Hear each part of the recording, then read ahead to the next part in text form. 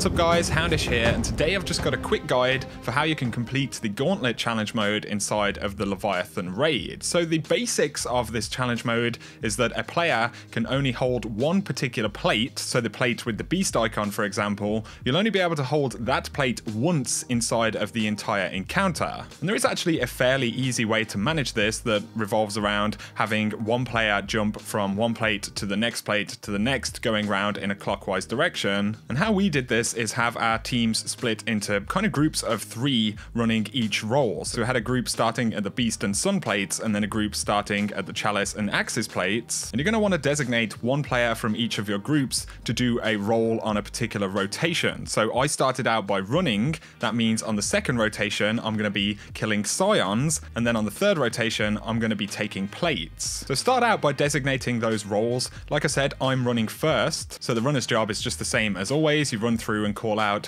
which actual arrow they need to shoot, and this will be a role that each player will have to do at least once to get this done. So that's the running role out of the way. The second role, and this is a role that will also be designated to another player in the first round, will be that I have to kill scions. So essentially on my second rotation I'm now killing scions, and I'm going to start at beast, and there's also going to be another player in our group who's holding the plate for beast. Our player inside calls out which arrows we need to shoot. We have our guys killing scions shoot the top arrows, and the players on the plate shooting the bottom arrows. So as you can see, I shoot top, and then I have to kill the scion right here, and you'll notice that our player on this side on the plate has rotated to the next plate, which is actually sun. So our runner inside can continue round the room, and I'm going to move towards the sun plate as well, but go to where the scion is. Yet again, they call out which arrows we need to shoot for sun. I'm going to shoot the top set and then kill the scion. Our player on the plate is going to rotate to the next plate, and you just do this round in a circle. And as I said before, the role will change on each round that you actually do. So I ran the first time,